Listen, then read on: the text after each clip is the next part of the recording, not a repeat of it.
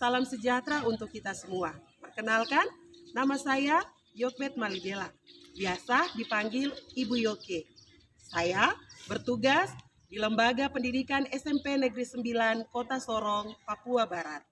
Dan saat ini saya sebagai mahasiswa pendidikan profesi guru dalam jabatan Angkatan Ketiga tahun 2020 untuk program studi pendidikan agama Kristen di Institut Agama Kristen Negeri Ambon, Maluku. Dan saat ini, tanggal 10 Desember 2020, saya akan melaksanakan praktek video pembelajaran uji kinerja. Selamat menyaksikan. Shalom. Damai hati. Damai hati. Shalom. Selamat pagi anak-anak. Pagi Bu. Apa kabar? Puji Tuhan, penuh sukacita. Luar biasa. Kalau penuh sukacita, Ibu mendengar tepuk tangannya. Anak-anakku, di saat pagi hari ini kita bertemu kembali di dalam mata pelajaran kita, yaitu Pendidikan Agama Kristen kelas 9 tahun ajaran 2020-2021. Dan di saat pagi hari ini, walaupun dalam situasi pandemi yang saat ini kita alami, kita masih tetap ada melakukan proses pembelajaran, tapi tentunya dengan memperhatikan protokol kesehatan yang sudah ditetapkan untuk kita semua. Supaya walaupun dalam kegiatan pandemi saat ini, tapi kita masih tetap diberikan sehat, kuat untuk masuk dalam setiap proses kegiatan belajar kita. Ya anak-anak, untuk kegiatan belajar kelas 9, ini merupakan tema intinya yaitu gereja dan kaum muda. Nah, lebih lagi untuk mencairkan suasana kita di saat pagi hari ini, Ibu ingin kita sama-sama, semuanya Ibu ajak untuk berdiri. Kita menyanyi sebuah pujian yang berkata pekerja Kristen. Telah lama ku cari-cari, sambil bertepuk tangan, kita nyanyi pujian ini. 1, 2, 3. Telah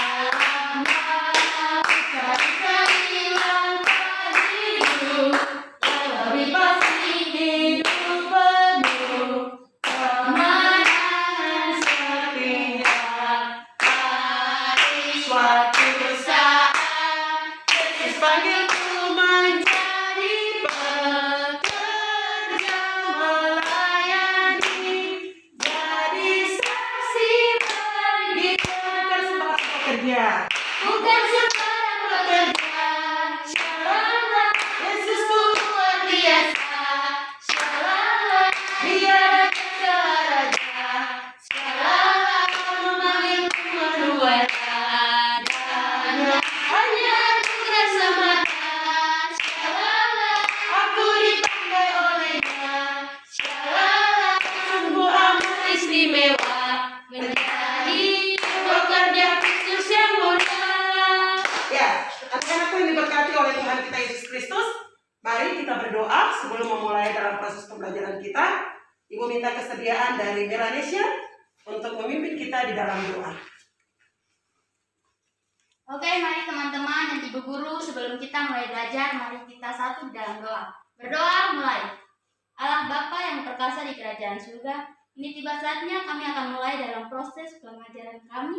Tuhan, berkati kami, berikan kami roh dengar-dengaran, berkati juga ibu guru kami, berikan ibu guru kami kesehatan, kekuatan, kesabaran dalam mendidik kami, berikan juga ia hikmat. Tuhan, hanya inilah doa, permohonan, serta ungkapan syukur kami.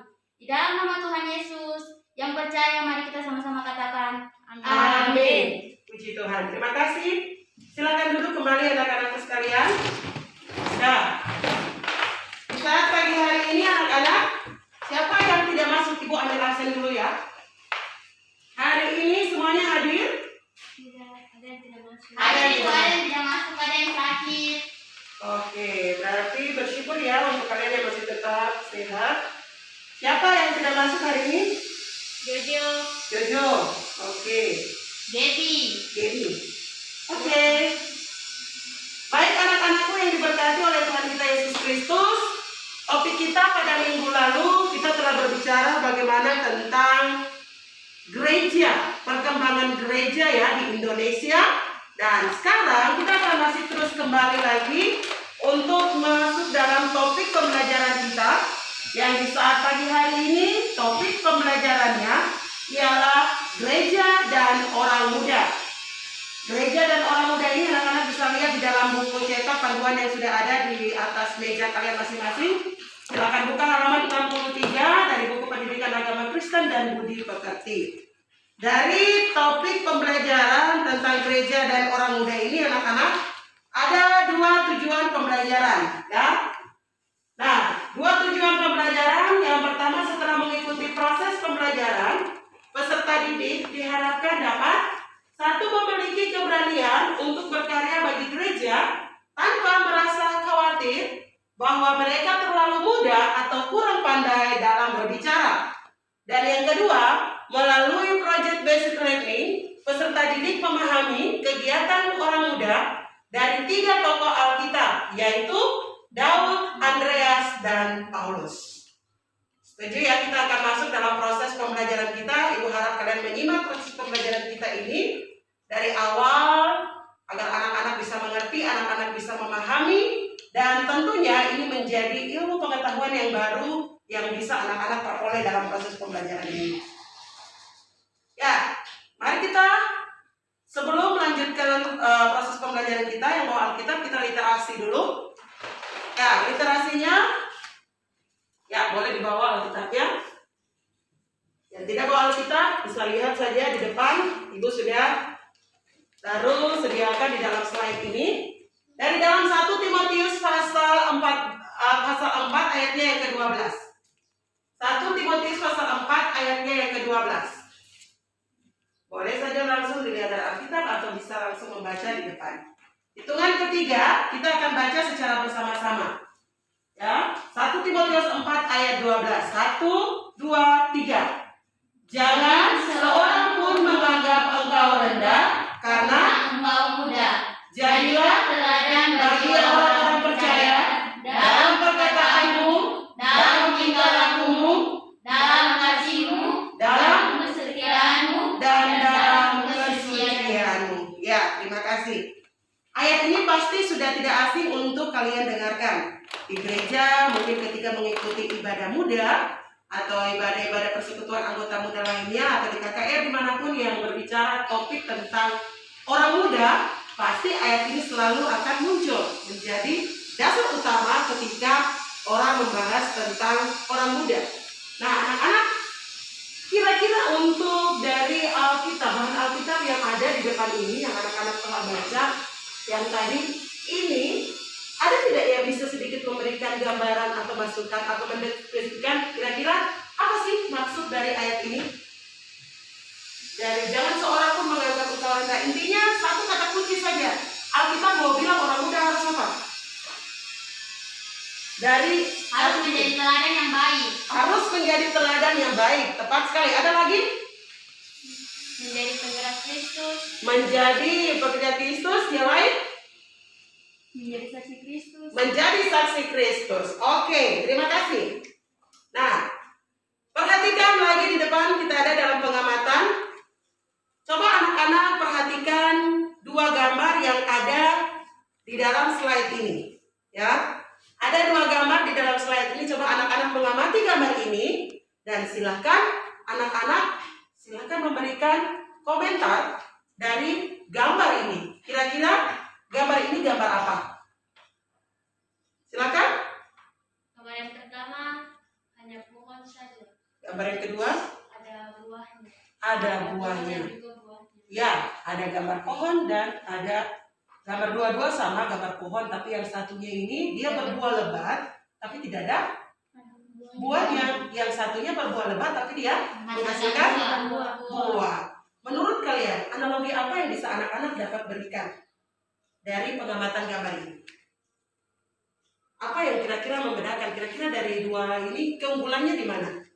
Keunggulannya buah ini yang satunya ini kita dapat menikmati buahnya. Oke, gambar nomor 2. Ya, Ya. yang keduanya. Kalau yang satu belum bisa. Iya. Iya ya. Kalian coba lihat, kira-kira kalau hanya ada pohon tapi tidak ada buahnya, apa yang kita dapat? Tidak ada kan? Yang dapatnya pasti hanya capek. Ya. Kenapa? Karena daun-daunnya saja berguguran dan kalian harus membersihkannya, menyapu, membersihkan halaman. Tentunya tidak ada untung yang kalian terima. Oke lah, sedikit mungkin memberikan kerengganan untuk kalian, untuk bertempat berteduh ketika panas. Tapi itu tidak bisa menghilangkan rasa dahaga kalian. Coba bayangkan di rumah kalian, ada sebuah pohon lebat dengan buahnya, ya. Siang-siang pulang sekolah, haus, lihat gambar atau lihat pohon yang berbuah seperti ini, kita bisa menikmati kan buahnya? Ya. Sudah, dia bisa untuk ya, kita bukan hanya untuk kita, tapi seluruh orang-orang yang ada di sekitar kita, mereka melihatnya, mereka pun juga bisa untuk menikmati dari pohon yang ya ada buahnya ini. Nah, sekarang kalian perhatikan, gereja dan orang muda pun juga ini digambarkan atau diibaratkan seperti dua gambar ini, ya. Gereja ini digambarkan seperti sebuah pohon ini, ya. Ini adalah pohon dilambangkan dengan tubuh gereja, sedangkan dedaunan yang ada di dalamnya ini menggambarkan tentang orang-orang tua, ya. Dan buah-buahnya ini digambarkan adalah orang-orang muda, ya. Dari dua ini kalian bisa bandingkan bagaimana rasanya gereja tanpa ada orang muda di dalamnya. Bisa pahami ya? Nah, dari gambar ini anak-anak, pengamatan dua gambar ini, kita akan lihat, kita akan belajar dari dalam tokoh pemuda yang ada di dalam Alkitab. Kira-kira siapa saja yang Tuhan pilih, yang Tuhan pakai untuk menjadi pemimpin dalam pelayanan gereja pada saat itu? Kita akan lihat. Nah, dalam ini kita akan melihat ada 3 tokoh Alkitab, ya. 3 tokoh Alkitab, 3 tokoh orang muda. Kalian yang nanti sebentar akan memberikan informasi, ya. Ibu hanya memberitahukan nama mereka, anak-anak yang nanti akan mencari informasinya dan akan memberikan informasinya kepada ibu, ya, lebih lengkapnya. Yang gambar pertama, ini ada gambar Daud, ya. Samuel mengurapi Daud. Daud pada masa ini ia masih seorang muda. Bayangkan kalau sekarang orang memaju bupati, orang memaju wali kota, ia harus punya latar belakang pendidikan yang baik, yang bagus, punya gelar, baru bisa dipilih, diangkat menjadi seorang pemimpin. Daud pada saat itu ia tidak memiliki latar belakang pendidikan yang baik. Ia hanya seorang penjaga kawanan domba, pengembala domba. Tapi bagaimana maksud Tuhan memilih Daud? Dan pada saat itu Samuel mengurapi Daud ini untuk menjadi seorang raja. Wah, luar biasa sekali. Bukan hanya untuk Daud saja, tetapi Andreas, ya. Andreas dipilih juga. Pertama kali Yesus memanggil kedua saudara, ya. Simon Petrus dan Andreas ini merupakan saudara. Dipanggillah Andreas ini. Kenapa? Tuhan melihat kemampuan dari Andreas ini ada, ya. Tuhan ingin bahwa Allah ingin untuk Andreas ini pun juga ada membantu dalam setiap pelayanannya. Nanti sebentar kalian akan menemukan kira-kira Andreas ini buat apa sampai Tuhan memilih dia, ya. Bukan saja terjadi untuk Daud, untuk Andreas, tetapi untuk si kecil sana Timotius yang tadi kita baca.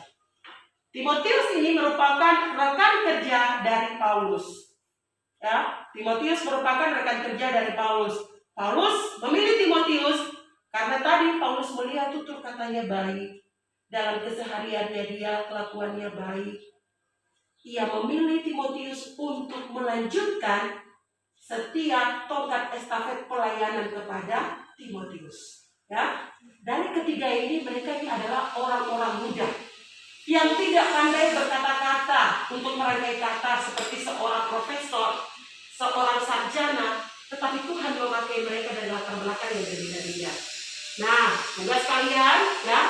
Saat ini kalian akan melihat, ya, dari ketiga orang tadi. Silakan, ini ada lembar kerja. Kalian akan mulai untuk mendiskusikan siapa ini Daud, ya, dan kalian berdua silakan mencari tahu tentang siapa ini Andreas, dan silakan mencari tahu tentang Timotius. Ada tuh yang sudah ibu berikan dalam lembar kerja itu.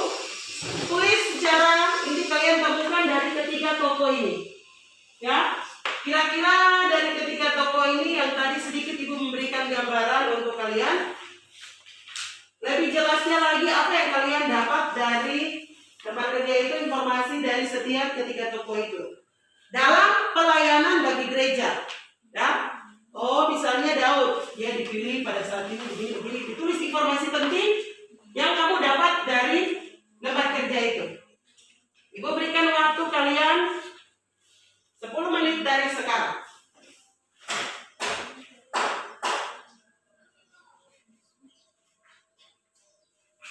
Cari, boleh berdiskusi dengan teman sebangku.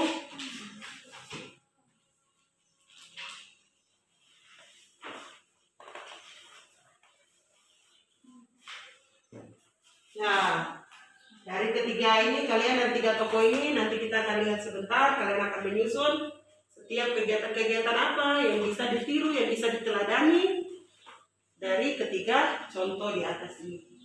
Contoh Alkitab di atas.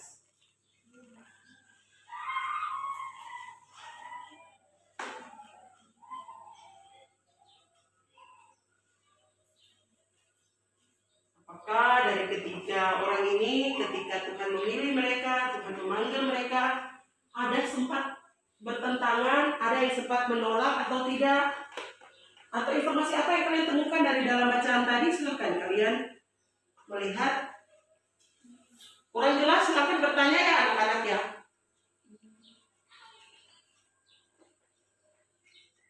Ya.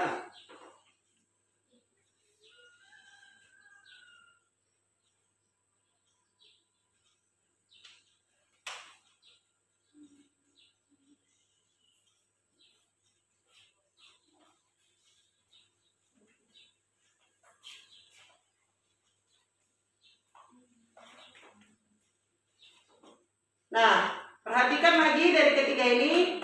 Kalian nanti akan cari informasinya dan setelah itu kalian akan lanjut untuk dengan 3 pertanyaan yang ada di depan, ya. Nanti Ibu biarkan saja di slide ini kalian menjawab informasi penting. Berapa paragraf saja kalian tuliskan di situ dan lihat ada 3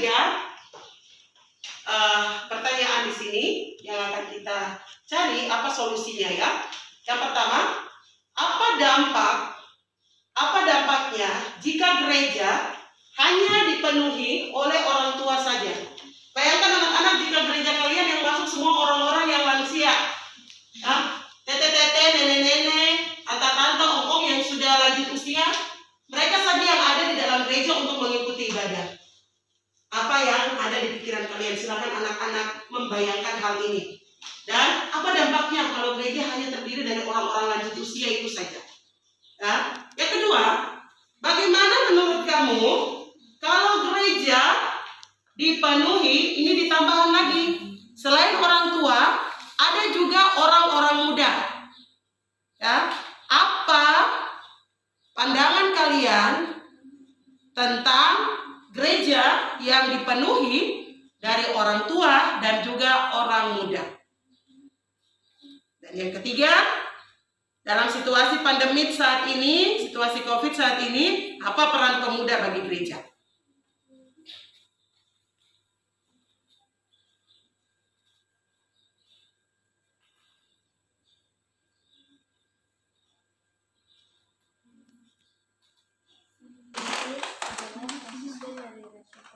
Ya.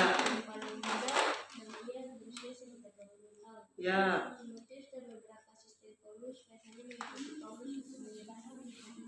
Ya, tepat. Lanjut lagi seperti itu. Ya. Berarti sedikit banyak kamu sudah mengetahui tentang Timotius. Lanjut. Ya, sudah tadi kamu sudah dapat informasinya? Oke, tentang Andreas. Ya, lanjut.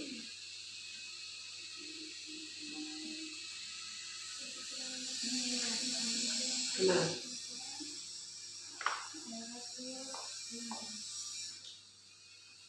Andreas adalah ya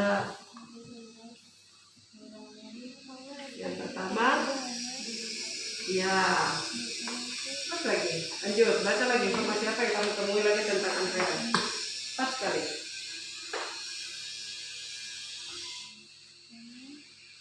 Kalau sudah 3 pertanyaan di atas pun juga ya. Wajib untuk dikerjakan? Daud adalah seorang muda yang menjaga kawanan domba dan tidak mempunyai pengalaman dalam berperang. Dan dia memiliki tampang atau paras wajah seperti pemain sinetron. Dia tidak cocok berperang, tapi Tuhan memilih dia sebagai raja. Ya. Lagi.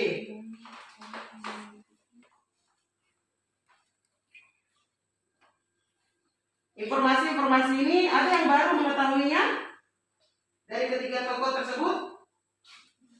Iya, kita baru mengetahuinya. Oh, iya. Untuk itu kalian harus lebih cermat atau lebih cermati untuk membaca setiap informasi yang ada pada lembar kerja yang Ibu sudah bagikan untuk kalian. Oke.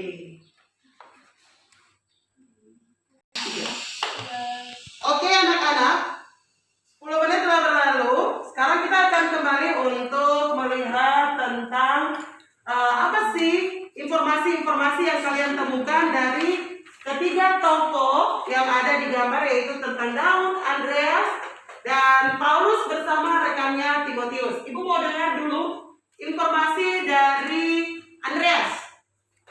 Apa yang kau temukan? Maskernya dipakai? Ya. Andreas adalah salah seorang murid Yesus yang pertama kali dijumpainya. Tepat sekali. Terus? Peranan penting yang dimainkan oleh Andreas adalah ketika Yesus mengajar dan begitu banyak orang yang mengikutinya dan mendengarkan pengajarannya. Oke. Ada lagi yang kau temukan? Oke, itu saja. Kita berikan aplaus dulu. Nah, sekarang Ibu mau dengar dari Daud. Daud adalah seorang muda yang menjaga kawanan domba dan ia tidak mempunyai pengalaman dalam berperang. Ya. Tapi dia memiliki tampang paras wajah seperti pemain sinetron. Ia tidak cocok untuk berperang, tetapi Tuhan mempunyai kuasa yang besar agar dia menjadi seorang raja bagi Israel. Luar biasa. Oke, lanjut. Untuk Timotius. Timotius adalah asisten dari Rasul Paulus yang paling muda. Ia berusia sekitar 20 tahun. Timotius dan beberapa asisten Paulus biasanya mengikuti Paulus untuk menyebarkan berita Injil di Asia Kecil. Oke. Karena tidak mungkin Paulus memberitakan Injil dengan sendiri. Luar biasa. Dari informasi-informasi ini, adakah informasi baru yang kalian temukan? Ada. Dari ketika kalian mencari tahu tentang ketiga tokoh ini, ada informasi baru yang kalian temukan? Ada? Ya kan? Ada yang baru ketemu tentang, oh saya baru ternyata si Timotius ini dia umur 20 tahun. Oh ternyata si Daud ini dia tidak punya kemampuan apa-apa, tetapi kenapa Tuhan taruh dia sebagai seorang raja? Allah taruh dia menjadikan dia sebagai seorang raja. Nah ini semua kita lihat bahwa orang-orang muda yang Tuhan pilih, yang Tuhan pakai pada zamannya untuk ada di dalam barisan pelayanan Allah, dalam menyebarluaskan perkembangan gereja yang sampai pada saat ini pun juga kita rasakan. Nah kita tinggalkan ketiga tokoh tadi, mari kita lihat untuk 3 soal yang berikutnya. Nah anak-anak, dari topik kita tadi tentang gereja dan orang muda, ada 3 pertanyaan yang akan kalian jawab yang tadi sudah kalian kerjakan. Ibu mau dengar dulu, apa dampak jika gereja hanya dipenuhi oleh orang tua saja? Apa dampaknya yang akan terjadi ketika gereja dipenuhi dari orang tua saja? Yang tahu silakan angkat tangan dan menjawab. Ada. Ya. Gereja tidak akan berkembang seiring dengan perkembangan teknologi yang ada. Iya. Kenapa kamu mengatakan demikian? Karena tidak ada orang muda yang bergabung di dalam gereja tersebut. Oke, jadi sudah pasti bahwa orang muda ini merupakan pilar atau tiang, dalam arti kita bilang ini tulang punggung. Tulang punggung kalian ada di mana? Ada di orang tua. Tulang punggung kalian, kalau kalian punya posisi kalian belajar biologi kan? Ya, tulang punggungnya ada di mana? Iya. Kalau tulang punggung ini dia tidak ada, apakah kalian bisa berdiri tegak? Tidak bisa. Tidak kan? Nah, ibaratnya orang muda seperti tulang punggung tadi, ia sebagai penyokong, ia sebagai penopang gereja untuk tetap ada dan terus berkembang seiring berjalannya waktu. Yang kedua, bagaimana menurut kalian kalau gereja dipenuhi dari orang tua dan orang muda? Gereja akan berkembang dengan seiring perkembangan teknologi. Gereja akan berkembang Seiring dengan Perkembangan teknologi. Coba berikan salah satu contoh. Kira-kira dengan teknologi apa nih? Karena dia berkembang dengan teknologi. Kira-kira kalau ada peran kerjasama antara orang tua dan orang muda, apa yang bisa terjadi di dalam gereja? Gereja dapat mematiin fokus untuk menayangkan berbagai. Ya, tepat sekali ya. Tidak mungkin kan kamu suruh untuk tete nenek dong naik di atas untuk melakukan hal-hal yang sedikit ekstrim ya. Tentunya orang-orang muda, kalianlah yang dibutuhkan untuk ya. Ada juga tidak mungkin kita suruh yang di depan, kasihan kacamata sudah tua-tua batuk lagi di sana, mesti menggerakkan fokus, mesti menggerakkan laptop dan lain sebagainya. Membutuhkan kalian sebagai anggota muda atau orang muda untuk terus membantu ya, supaya setiap proses pelayanan dalam gereja itu berjalan, ataupun program-program yang lain yang dibuat oleh gereja, aktifnya paling sedikit atau paling banyak itu anak-anak muda yang akan terus aktif berperan di dalamnya. Nah, seperti yang tadi Ibu katakan tadi, orang muda berperan di dalamnya. Apa sih peran orang muda dalam situasi pandemik atau situasi COVID? Dapat membantu gereja dalam mengambil teknologi masa kini untuk beribadah. Contohnya seperti live beribadah di FB dan juga via Zoom. asik. Sekarang kita lihat banyak sekali gereja-gereja melaksanakan ibadah-ibadah online kan. Nah, dari di sana lihat yang untuk mendesain atau yang mengedit setiap proses dalam setiap ibadah online di sana ada orang-orang muda ya yang Tuhan berikan talentanya yang dipakai untuk terus bisa mengontrol sistemnya dengan baik supaya orang-orang menjadi saluran berkat untuk menikmati ibadah ini bisa ditonton oleh berjuta orang yang ada di luar sana yang tidak bisa ikut di dalam pelayanan ibadah karena situasi COVID yang dihadapi pada saat ini. Ada lagi? Jadi sudah kita tahu bahwa peran orang muda memang penting. Kira-kira Ibu mau tahu juga untuk kalian. Kalau Ibu buat untuk kalian membuat sebuah TikTok rohani, apa pandangan kalian untuk dalam memberitakan Injil itu kepada orang-orang banyak atau teman-teman kalian? Setuju baik atau tidak kira-kira? Dalam menggunakan, karena Ibu lihat pada saat ini yang aplikasi TikTok ini merupakan salah satu aplikasi yang sangat viral ya, yang banyak diminati oleh anak-anak, ya kan? Banyak diminati oleh anggota muda, sehingga ada yang baik dalam penggunaan TikTok ini, namun ada juga yang mengekspresikan diri mereka, namun tidak pantas atau tidak layak, ya, ada hal-hal yang sedikit kurang baik untuk diperlihatkan.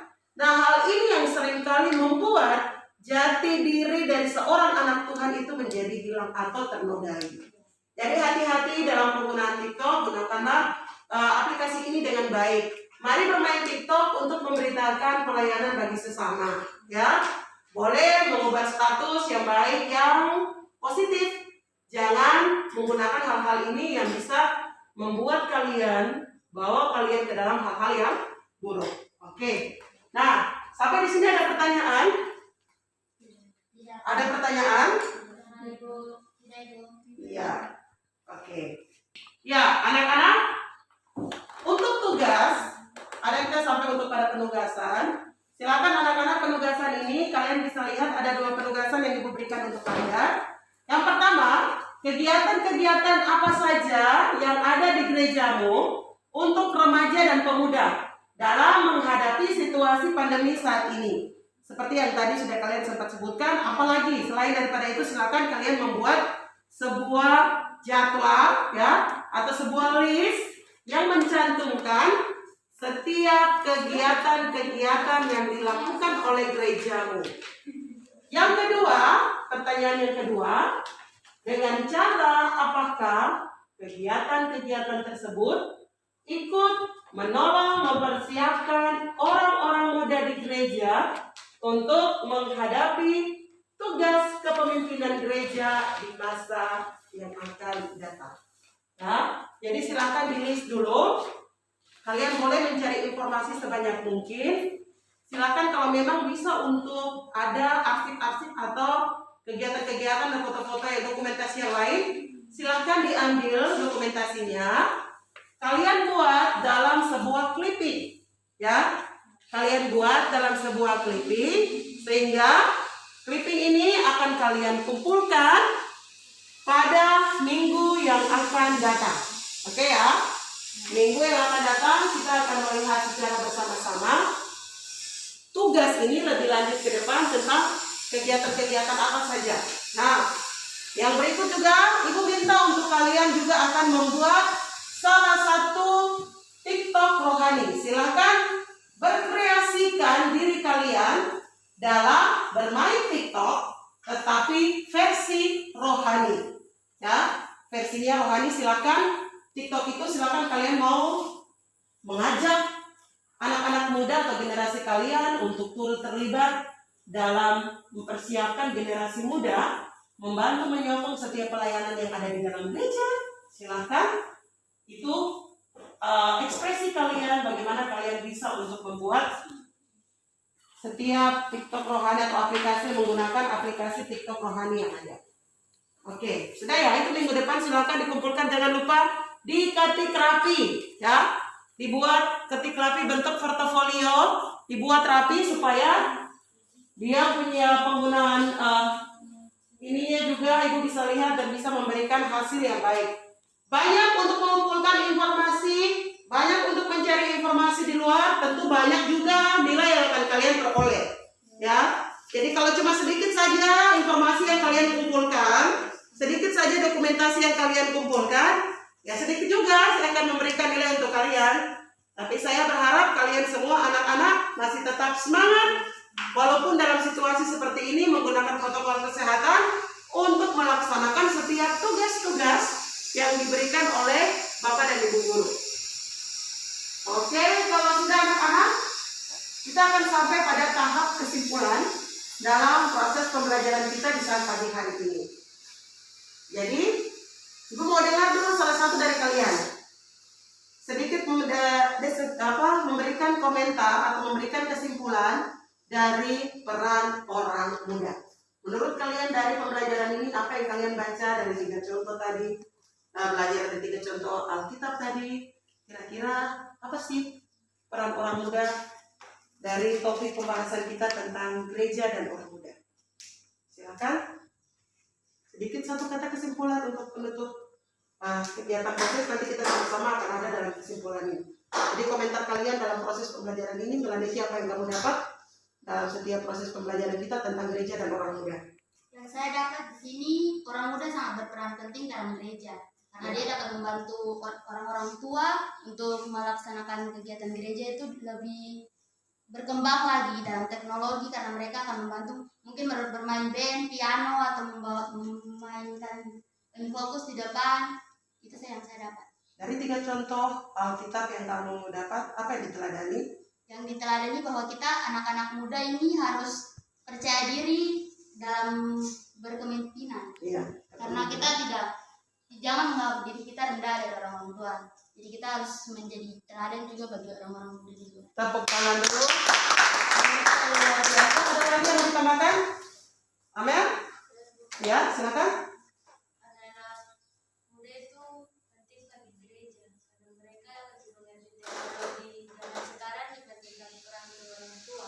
Jadi peran mereka penting karena mereka bisa membantu orang tua dalam gereja untuk seperti yang tadi mereka katakan, dengan fokus, bisa juga bermain piano maupun alat musik lainnya untuk mengiringi kegiatan di dalam gereja. Mantap sekali ya, tepuk tangan dulu tentunya.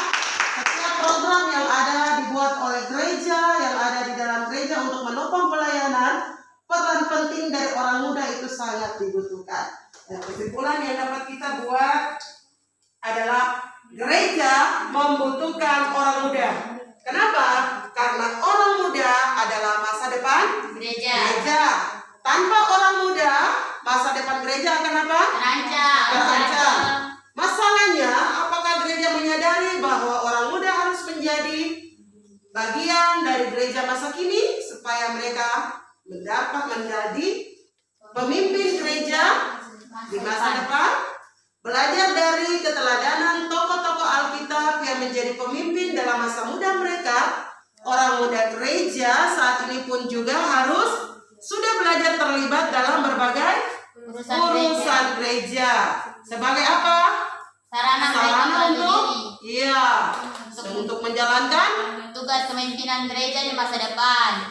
Jangan takut ketika berdiri di depan. Jangan menganggap diri kamu rendah karena engkau muda, tetapi jadilah teladan. Teladan bagi orang. Iya, bagi orang-orang percaya. Dalam apa tadi Timotius bilang? Dalam Tingkah laku, dalam kesucian, kesucian, perkataan. Ya, itu yang harus kita jaga. Dan dengan demikian nama Tuhan terus akan dipermuliakan, dan kita pun juga akan menjadi generasi-generasi yang takut akan Tuhan, yang penuh hikmat, yang bisa membawa gereja ini ke depan. Melangkah, gereja ini berkembang atau tidaknya ada di tangan tongkat estafet dari anak-anak muda. Siap untuk membantu pelayanan dalam setiap perkembangan gereja? Siap. Siap, Ibu mau dengar tepuk tangan? Ya anak-anak, demikian untuk proses pembelajaran kita di saat hari ini. Terima kasih karena kalian semua sudah semangat dalam mengikuti setiap proses pembelajaran kita. Pulang ke rumah, tetap jaga kesehatan, mengikuti setiap aturan kesehatan yang diberikan. Jauhi keramaian, jangan lupa pakai masker, tetap jaga jarak, rajin cuci tangan, agar kita semua aman. Kau sayang saya sayang kau, supaya kita semua tetap aman dalam perlindungan Tuhan yang Maha Kuasa. Nah, anak-anak, kita akan mengakhiri seluruh proses kegiatan kita di saat pagi hari ini dengan doa. Ibu mengajak anak-anak semua untuk berdiri. Kita akan menutup kegiatan kita dengan mengucapkan doa Bapa kami secara bersama-sama. Mari kita mengucapkan doa Bapa kami secara bersama-sama. 1, 2, 3. Bapa kami yang ada di surga, dikuduskanlah namamu, datanglah kerajaan-Mu, jadilah kehendak-Mu di bumi seperti di surga. Berikanlah kami pada hari ini makanan kami yang secukupnya, dan ampunilah kami akan kesalahan kami, seperti kami juga mengampuni orang yang bersalah kepada kami. Dan janganlah membawa kami ke dalam pencobaan, tetapi lepaskanlah kami daripada yang jahat. Karena Engkau yang punya kerajaan dan kuasa dan kemuliaan sampai selama-lamanya. Amin. Shalom. Damai